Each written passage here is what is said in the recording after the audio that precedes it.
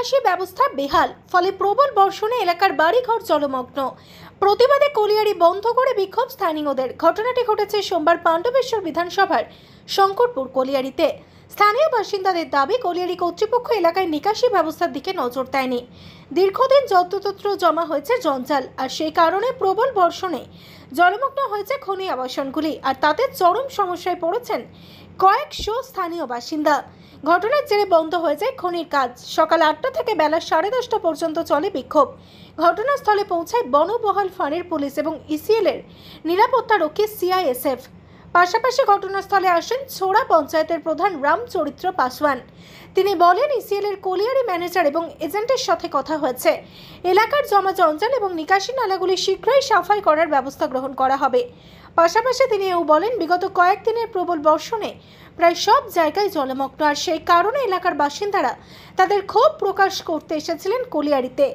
কলিয়ারির manager জানিয়েছেন, স্থানীয়দের সঙ্গে কথা হয়েছে, পাশাপাশি পঞ্চায়েত প্রধানের সঙ্গে আলোচনা হয়েছে। শীঘ্রই সমস্যার সমাধানে ব্যবস্থা গ্রহণ করা হবে। ম্যানেজারের আশ্বাসে 2.5 ঘন্টা পর বিক্ষোভ তুলে নেন স্থানীয়রা।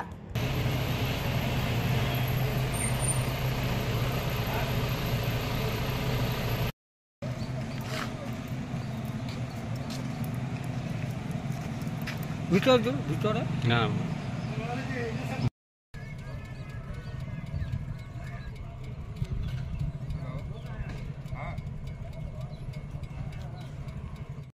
का बात है। बारिश हुआ था, सबका घर पे पानी ढुक रहा था। और मैनेजर साहब, एजेंट साहब भी क्या देखेंगे, वो तो सबका परिस्थिति खराब था।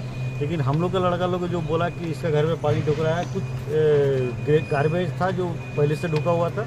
अभी एजेंट साहब से, मैनेजर से बात किए और उसको थोड़ा क्लीनिंग कर देगा। थोड़ा बहुत प्रॉब्लम है वो तो सॉल्व हो जाएगा। पानी के लिए बंद किया है। हमारा जो पानी ड्रेन आउट का है वो ड्रेन तो काम जारी है, वो काम जारी चल रहा है, इसलिए वो लोग बंद किए थे। लेकिन वो काम जारी है, उसका काम कोई दिक्कत नहीं है। हमारा नाम श्री सुन कुमार, मैनेजर शंकर कलियारी।